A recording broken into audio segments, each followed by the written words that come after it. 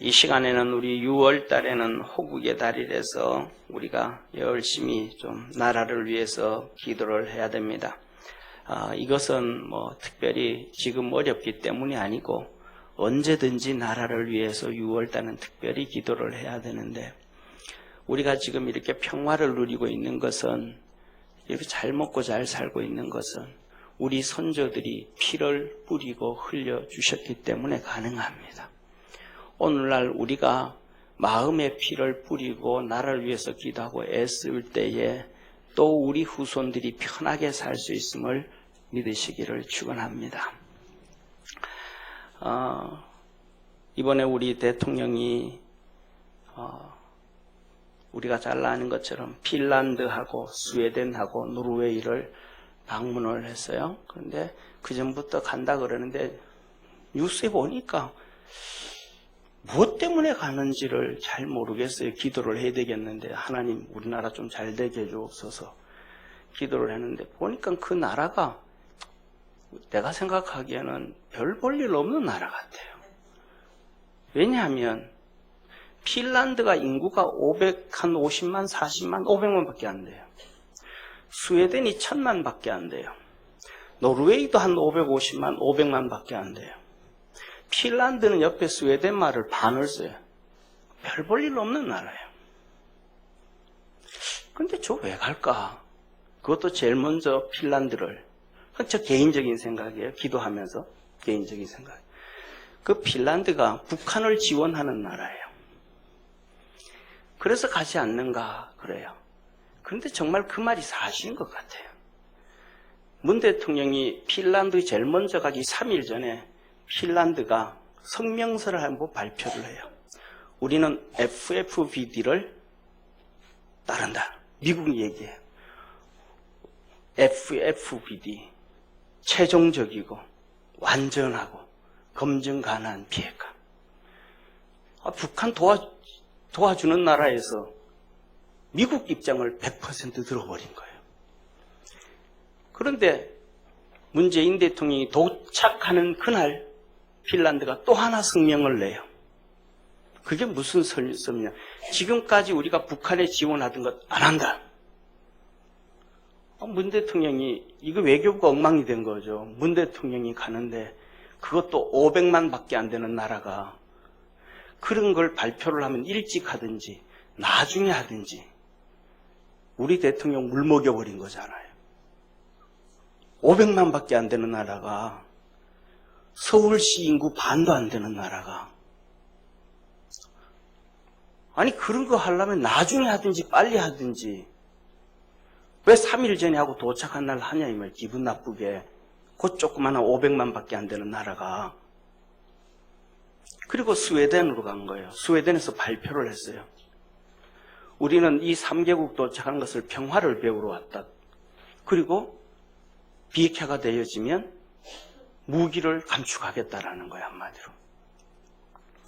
그 세 국은 평화를 가져온 나라가 없어요. 히틀러가 힘이 세지니까 히틀러에 붙었던 나라예요. 히틀러가 망하고 나니까 핀란드는 러시아와 국경을 맞이하고 있는 나라거든요. 그러니까 러시아에 붙어서 살아요.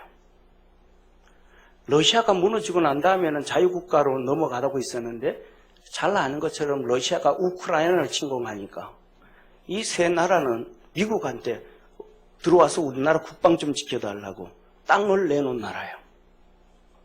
힘이 없으니까 그런 나라에 가서 평화를 배우러 오고, 거기에서 우리 재래식 무기를 줄인대요. 그러면 이 나라가 그렇게 힘이 없어지면 중국 군인들이 와서 지켜줘야 됩니까? 북에 있는 러시아 군인들이 와서 지켜줘야 됩니까? 동쪽에 있는 일본 나라가 와서 이 나라를 지켜줘야 됩니까? 어디가 지켜줘야 돼요? 우리 후손들은 어느 나라가 지켜줘야 돼요?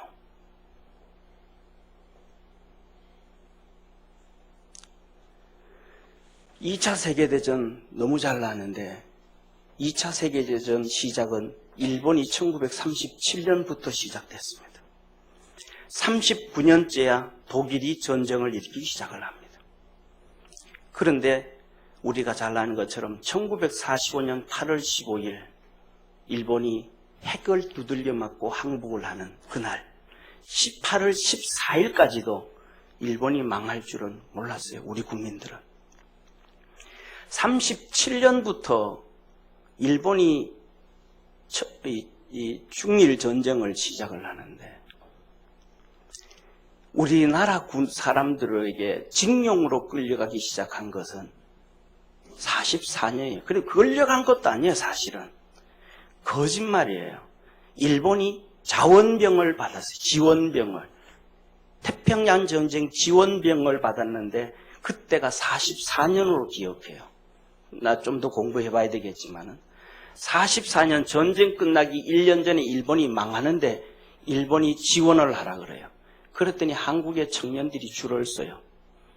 자세한 건 기억하지는 못하지만 그 6대1로 일본 군인으로 지원을 해요. 6대1로.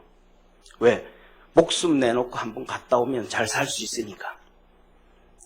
일본은 1년 후에 망하는데 대한민국 국민들이, 젊은이들이 6대1로 일본 군복 입고 가겠다는 거예요. 1년 후에 어떻게 될 일인지 모르고. 이 말은 무슨 말씀이냐면 한 치 앞을 개인 앞도 내다보지 못하고 나라 앞도 내다보지 못한다는 걸 지금 말씀드리는 거예요. 우리가 정말로 기도하고 깨어 있어야, 그리고 오늘날 우리가 평화를 추구할 게 아니고 피 흘릴 각오를 가지고 있어야 후손들이 평안하게 살 수 있음을 믿으시길 바랍니다. 오늘 우리가 수고하고 애쓰고 희생하지 아니하면 우리 후손들은 편안하게 살 수 없는 6월이에요. 우리 선조들 12살, 13살, 14살짜리 그 선조들이 공산주의 북한과 싸워서 중공군과 싸워서 피를 흘려줘서 우리가 평화를 얻고 있다는 거예요. 그러니까 이 나라가 정말로 큰 나라가 되고 강한 나라가 될 수 있도록 6월 달에는 좀 기도를 좀 나라를 위해서 많이 해주시기를 주의 이름으로 부탁드립니다. 우리 이 시간 다 같이 이 대한민국을 위해서, 이 대한민국이 잘 사는 나라, 강한 나라, 힘 있는 나라가 될 수 있도록 기도해 주시고, 여러분 개인들도 그렇게 하나님 앞에서 복된 성도가 될 수 있도록 기도하겠습니다. 다 같이 기도합니다. 우리 옆에 있는 분들하고 한번 인사합시다. 하나님이 세상을 심판하십니다. 아멘. 심판하시는 하나님이심을 기억하기를 축원합니다. 오늘은 삼위일체 주일로 하는데 삼위일체는 성부, 성자, 성령 하나님, 이 삼위일체에 대해서 공격을 하는 사람들, 이 삼위일체를 부인하는 사람들 전부 이단이에요. 그리고 이 삼위일체 중에서 예수 그리스도의 인성과 예수 그리스도의 신성을 방해하고 부인하는 사람들 전부 이단이에요. 그래서 삼위일체만 잘 알면, 그것만 믿고 가면 우리가 격길로 가지 않게 됨을 믿으시길 바랍니다.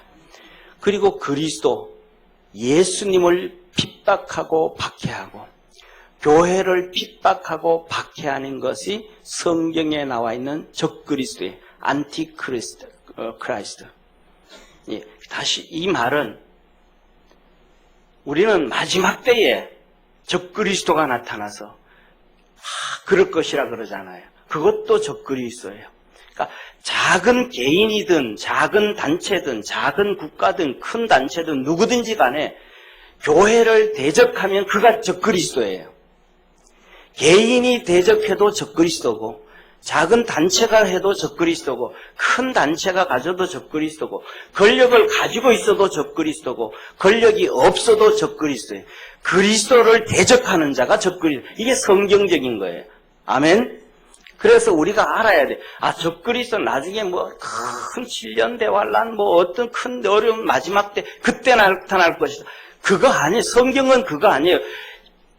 이 종말의 7년 대환란, 종말에 대해서 그것을 강조해서 그렇지, 성경에 나와 있는 적그리스도는 그리스도를 대적하는 자, 교회를 대적하는 자, 개인이든 단체든 힘이 있든 힘이 없든 권력을 가졌든 권력을 안 가졌든 그 전체가 적그리스도라는 거예요. 적그리스도. 그러니까 우리나라 정부가 교회를 핍박하고 박해하면 그것도 적그리스도예요. 어디든지 똑같은 그게 하나님이 이거는 적그리스도라는 것을 정해놓으신 게 그거예요. 그래서 믿음 안에서 이 삼위일체 주일에 삼위일체 하나님을 딱 붙잡고 믿음으로 달려가는 우리 믿음의 성도 되기를 축원합니다. 오늘은 하나님의 심판에 대해서 말씀을 드립니다. 하나님이 심판을 어디 할까? 세상의 심판을 할까? 교회의 심판을 할까? 하나님은 우리가 일반적으로 얘기하지만 세상 심판이다 그렇게 얘기하지만 세상 심판하지 않아요. 그거는 심판할 끄떡지가 없는 거예요. 그냥 쓸어서 이렇게 지옥불에 던지는 거예요. 그냥 다 쓸어서. 쉽게 말하면 추수를 어디서 합니까? 추수를 산에 가서 해요. 추수를 갱단에 가서 해요. 아니면 밭에 가고 논에 가서 추수를 합니까? 추수는 산에 가서 하는 거 아니에요. 추수는 갱단에 가서 하는 거 아니고 추수는 내 밭에, 내 논에. 추수는 남의 밭에도 안 가요. 남의 논에도 안 가요. 추수는 내 논에 가고 내 밭에 가는 거예요. 그래서 주님은 심판을 어디 하는가? 세상은 그냥 다 불과 유황으로 그냥 심판해버리고 태워버리고 알곡과 죽정이로 구분하는 것은 하나님의 교회요. 하나님의 성도임을 기억하는 우리 성도 되기를 바랍니다. 오늘 본 말씀 1절도 이렇게 말씀하여 그때에 천국은 마치 등을 들고 신랑을 맞으러 나간 열처녀와 같다 하리니. 열처녀가 누구예요? 신랑을 맞으러 다 나간 사람이에요. 처녀들이 10명밖에 없을까요? 수천 명, 수만 명이 있겠죠. 그들을 다 심판한다는 게 아니고 신랑을 맞으러 간 10명 중에서 5명을 구분하고 5명을 챙긴다는 거예요. 신랑 맞으러 간 10명 중에서 5명. 세상은 그냥 하나님이 불과 유황으로 그냥 멸해버리는 거예요. 들판은 그냥 봄 되면 그냥 불꽃놀이 하는 거예요. 정월 대보름에. 자, 그래서 하나님은 첫째로는 어떤 사람을 심판하는가? 오늘 본문 말씀 보면 어리석은 자를 심판해요. 어리석은 5처녀. 그러면 어리석다라고 얘기하는 이 미련하고 어리석은 것, 슬기롭고 지혜로운 것. 그럼 미련한 사람이 누구인가? 어리석은 사람이 누구인가? 사람들에게 얘기하면 사람들은 그렇게 해요. 자기는 미련하지 않대요. 자기는 어리석지 않대요. 누구 기준이에요? 본인 기준이에요. 그걸로는 하나님이 심판하지 않으셔요. 하나님의 기준은 하나님이 기준이에요. 하나님이 보기엔 너 어리석은 거야. 하나님 보기엔 너 잘못된 거야. 누가 판단하는 거? 하나님이 판단하는 거예요. 우리가 잘 알죠, 그죠? 미국의 대통령, 부시 대통령하고 고든인가 누구 있었잖아요, 그죠? 선거를 했는데 삐까삐까한 거예요. 중요한 거는 뭐냐 하면 더 많이 부시 대통령이 표를 더 적게 얻었어요. 그런데 민주당이 더 많이 얻었어요. 그런데 플로리다주에 문제가 생겼어요. 법원에서 누구 손 들어줬어요? 플로리다의 법원인데 이것은 부정이 있어가지고 이렇게 해가지고 뭐 해서 우리는 이것은 부시다. 그래 플로리다 표가 부시 쪽으로 가버리니까 부시가 대통령이 된 거예요. 누가 판단한 거예요? 법원에서 판단한 거예요. 법원에서. 내가 아무리 지혜롭다고 아무리 슬기롭다고 떠들어도 주님이 너 미련한 거야. 너 어리석은 거야. 판단하면 끝이에요. 그래서 중요한 것은 주님이 나를 어떻게 보시는가. 주님 앞에서 고집 피우는 것은 어리석은 거예요. 주님 앞에서 고집 피우는 것은 미련한 거예요. 내가 아무리 똑똑하고 내가 아무리 잘났고 내가 아무리 지혜롭다고 생각을 해도 주님이 너 미련한 거야. 주님이 너 어리석은 거야. 주님이 정하시는 것이 온 세상의 인류의 법임을 기억하기를 주의 이름으로 축원합니다. 그래서 중요한 것은 내가 좀 틀려도 주님께로 쫓아가면 돼요. 주님께로 쫓아가면 되어지는 거예요. 주님께로 안 쫓아가면 안 돼요.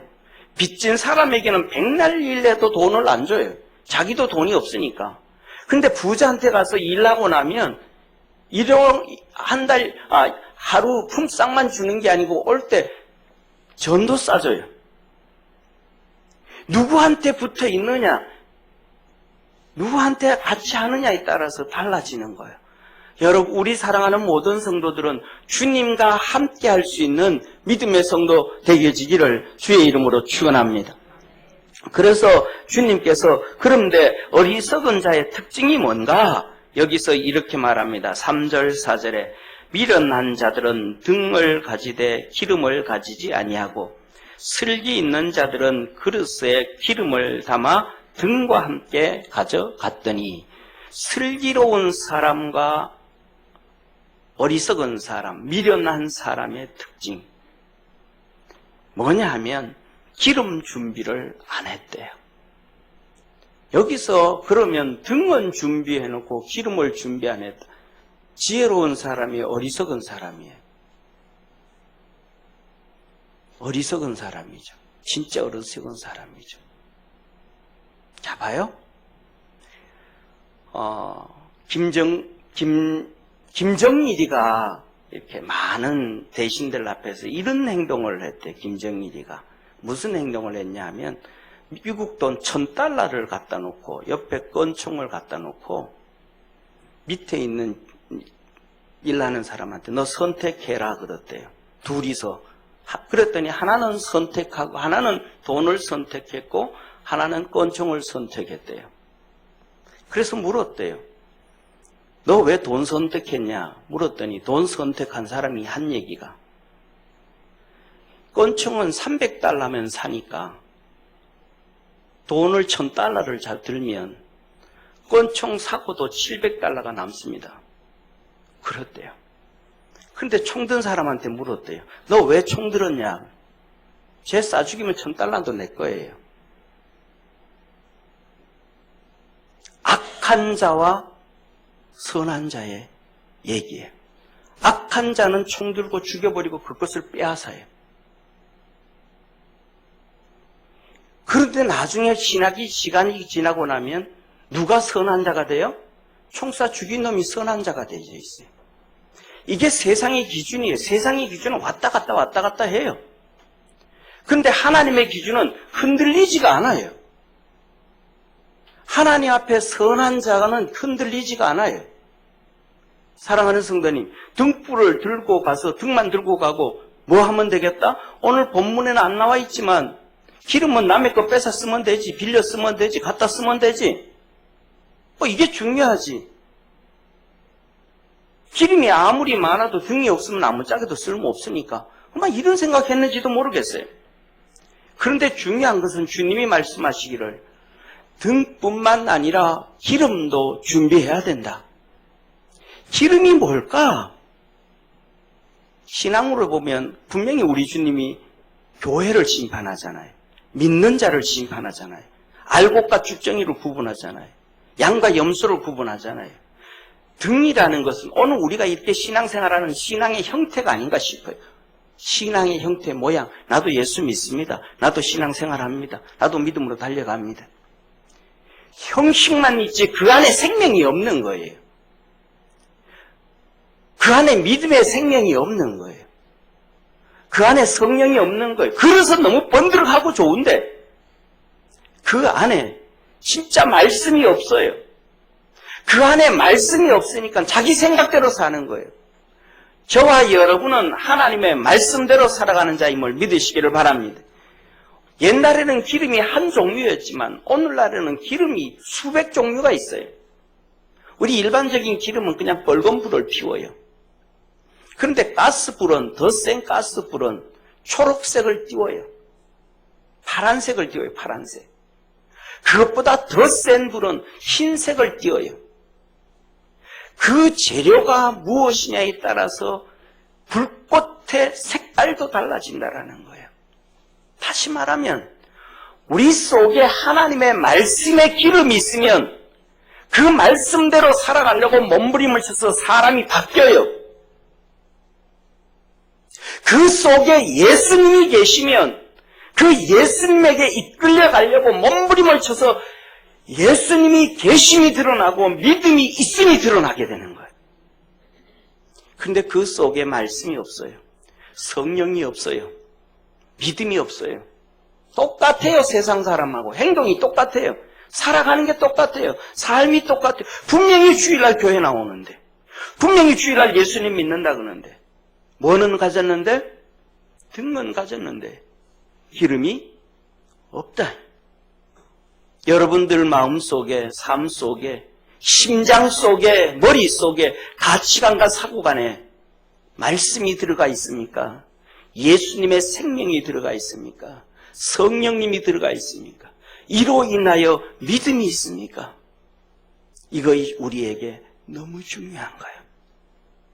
믿음을 준비하고 말씀을 준비하고 성령으로 준비되어져 있는 신앙의 생명이 있기를 주의 이름으로 축원합니다.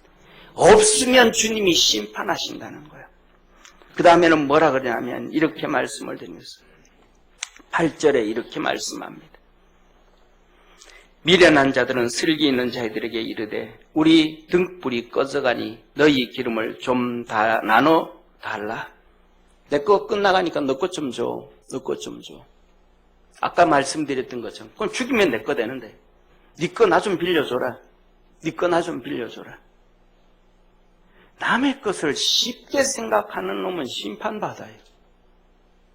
주님이 데살로니가서에 이렇게 말씀을 하셨습니다. 도둑질 하던 놈들은 예수 믿으면 도둑질을 그치고 선한 일을 하여 남을 구제하기 위해서 했어라. 할렐루야. 나눠주기를, 남의 것, 아니요. 어떤 분들이 그래, 자세히는 모르지만 농촌에 하니까 농촌에 정부에서 이 돈 주고 저 돈 주고 막 돈 준대요.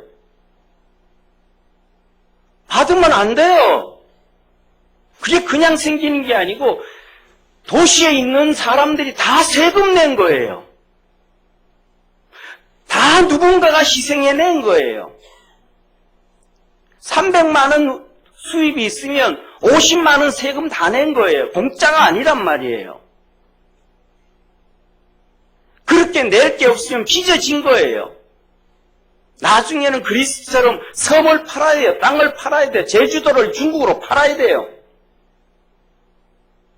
예수 믿는 사람은 아니라는 거예요. 그게 아니라는 거예요. 남의 거 내가 너 기름 내 좀 받아 쓰자.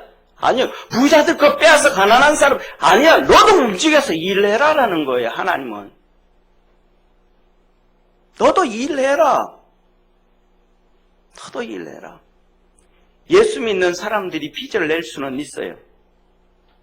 그러나 자기가 굶으면서도 이자를 줘야 돼요. 할렐루야. 그리고 빚을 갚을 때는 선물 하나 사가지고 가야 돼요. 내가 정말 어려울 때 당신 내게 빌려줘서 내가 그 어려움을 정말 잘 견뎠습니다. 고맙습니다. 빚을 졌었을 때는 내가 정말 어려웠을 때니까. 그래서 그걸 갚을 때는 선물 하나 들고 정말 고맙습니다. 내가 어려울 때 당신 때문에 참 괜찮았습니다. 당신이 그때 그 돈 안 빌려줬다면 내 아들 대학교 못 들어갔는데 정말 고맙습니다. 선물 하나 사가지고 가야 돼요.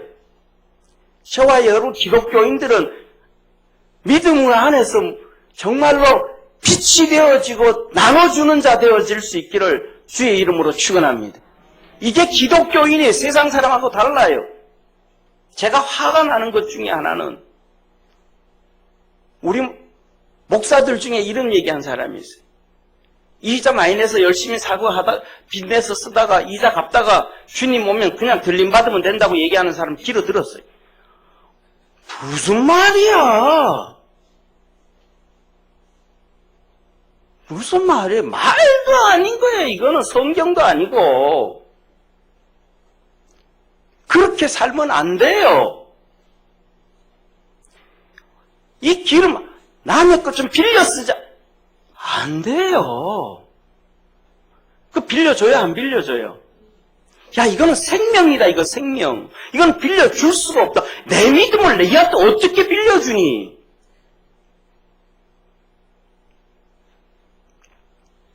사랑하는 성도님, 남의 것을 쉽게 생각하는 사람, 이게 지혜로운 사람 아니고 어리석은 사람이에요. 하나님 심판하시는 거예요, 심판. 하나님이 우리에게 주신 복음을 쉽게 생각하지 마시기를 바랍니다. 우리에게 주신 믿음, 우리는 거저 받았지만은 하나님은 그 독생자를 죽이고 주신 거예요. 예수님은 자기 생명을 주신 거예요. 그냥 총 한 방에 빵 그냥 죽는 게 아니고 그 채찍에 수도 없고 셀 수 없을 정도로 채찍에 맞아서 등은 너덜너덜하게 다 떨어져 버린 그 예수 그리스도의 고난, 그 고난으로 우리가 질병이 치료되어지고 고통에서 벗어나고 죄에서 구원 얻었음을 믿으시길 바랍니다. 그래서 예수님의 십자가를 귀하게 여겨야 돼요. 하찮게 여기고 보잘것없게 생각하면 안 된다 이 말이에요. 너무너무 귀하게 해서 얻은 것이라 이 말이에요. 사랑하는 성도님, 이어서 주님은 뭐라고 말씀하냐 하면 네 번째, 지키지 못하는 자들을 심판하셔요. 9절에 이렇게 말씀합니다. 슬기 있는 자들이 대답하여 가로되 우리와 너의 쓰기에 다 부족할까 하노니 차라리 파는 자들이 가서 너희 쓸 것을 사라. 너 나가서 사와라. 내 건 내가 지키겠다. 한번 따라합시다. 믿음을 지키자. 하나님이 내게 주신 생명을 지키자. 하나님이 내게 주신 빛을 지키자. 지키는 자 되어지기를 주의 이름으로 축원합니다. 이것을 지키기 위해서는 목숨도 내놔야 돼요. 투쟁하고 싸우고 몸부림을 쳐야 돼요. 이것을 못 지켰더니, 빛을 못 지켰더니 공산당이 들어와가지고 교회를 다 없애버리고 성도들 다 죽여버리고 북한이 다 그렇게 만들어버렸고 중국이 다 뭐 그렇게 만들어버렸고 베트남 다 그렇게 만들었고 캄보디아 다 그렇게 만들어버렸고 러시아 다 그렇게 만들어버리고 동구권 다 그렇게 만들어버리고 죽인 사람이 수억 명이 넘어요. 하나님이 주신 믿음을 버렸더니 어떤 사람들은 그래요. 에이 뭐 마누라 치맛자락 잡으면 천국에 끌려 올라가겠지. 아니에요.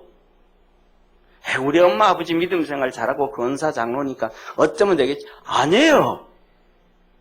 주님 앞에 개인적으로 쓰는 거예요. 내 믿음 내가 지키는 거예요. 할렐루야. 세상이 주는 건 내가 지키는 거예요. 하나님이 내게 주시는 애 내가 지키는 거예요. 남편이 지켜주는 게 아니고 내가 지키는 거예요. 내가 지키면 다 살리는 거예요. 사랑하는 성도님,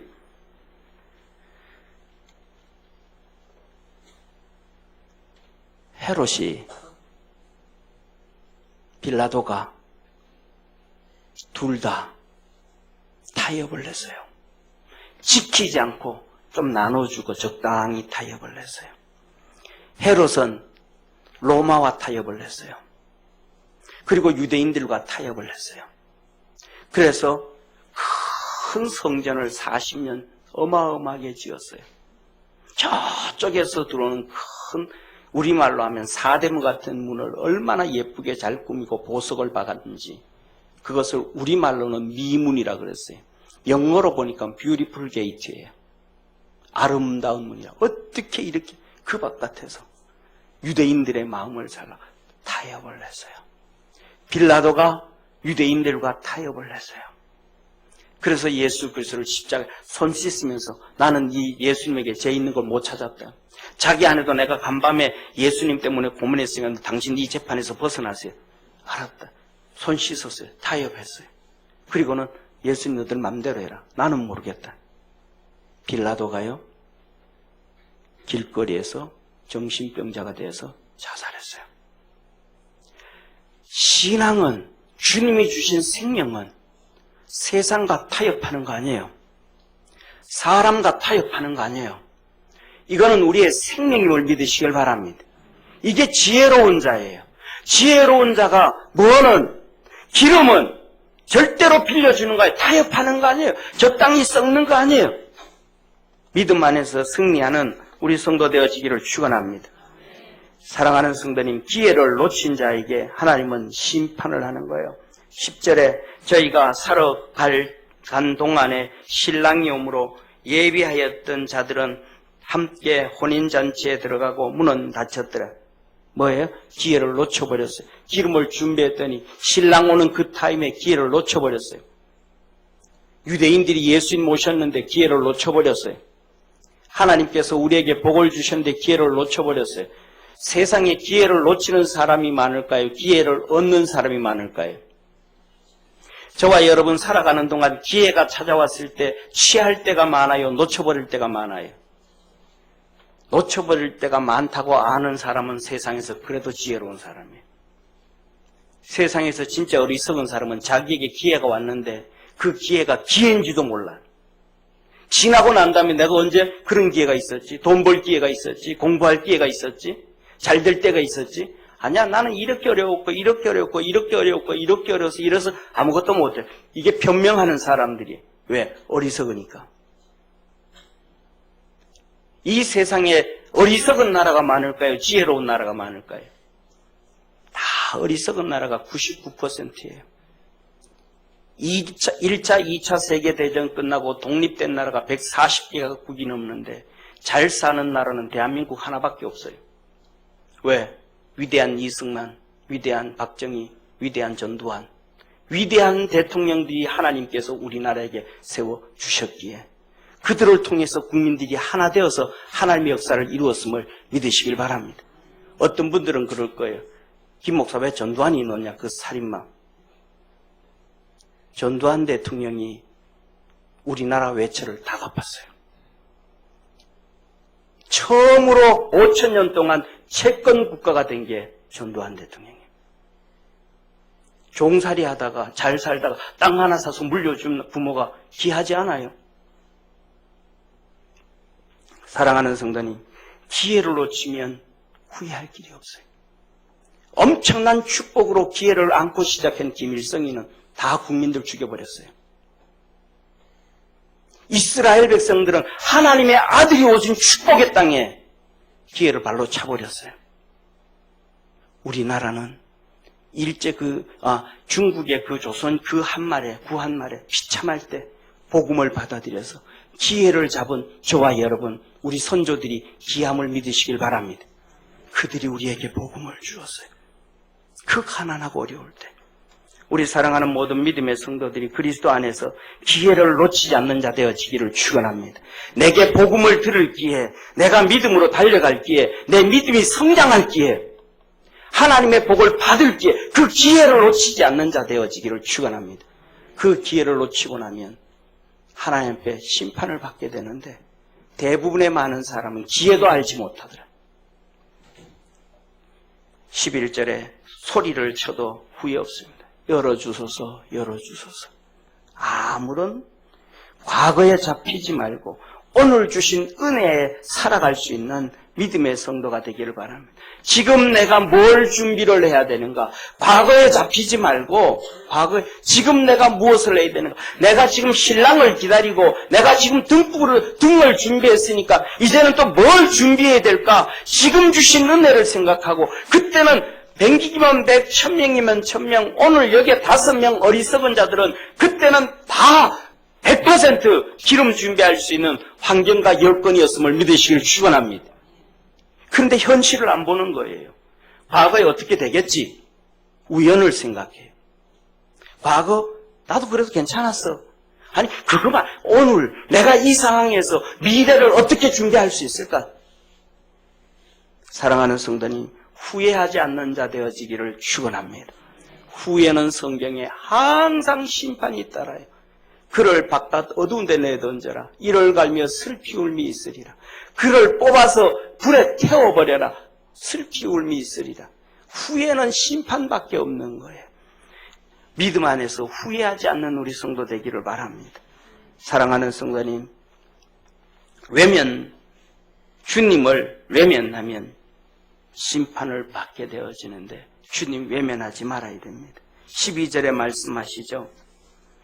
대답하여 가로되 진실로 진실로 너희에게 이르노니 내가 너희를 알지 못하노라. 준비되지 않은 자, 기름 준비되지 않은 자, 형식만 있는 자, 외형만 있는 자, 주님 안 된대요. 마지막으로 주님 뭐라 그럽니까? 깨어 있어라. 그날과 그 시는 알지 못한다. 깨어 있어라. 신앙으로 깨어 있고, 믿음으로 깨어 있고, 상식으로 깨어 있고, 하나님 앞에서 어떻게 살아갈 건가 신앙이 깨어있는 축복의 성도 되기를 바랍니다. 사랑하는 성도님 보세요. 그래서 25장은 심판에 대하는데 열처녀예요. 어리석은 5처녀. 그 다음에 이어서는 달란트 비유예요. 달란트 심판이에요. 1달란트 가진 자를 심판하셔요. 그 다음은 양과 염소를 심판하셔요. 염소를 심판하셔요. 열처녀 교회 아닙니다. 5달란트 한 주인의 종입니다. 양과 염소 한 주인이 가진 재산입니다. 우리 주님의 심판은 교회 심판이요. 교회 심판은 성도 심판이요. 성도 심판은 믿는 자의 심판입니다. 주님 앞에 섰을 때 양이 되고 슬기로운 5처녀가 되고 지혜로운 2달란트 받은 종이 되고 주님 앞에 섰을 때 쭉정이와 가라지가 아니라 알곡되기를 주의 이름으로 축원합니다. 기도하겠습니다.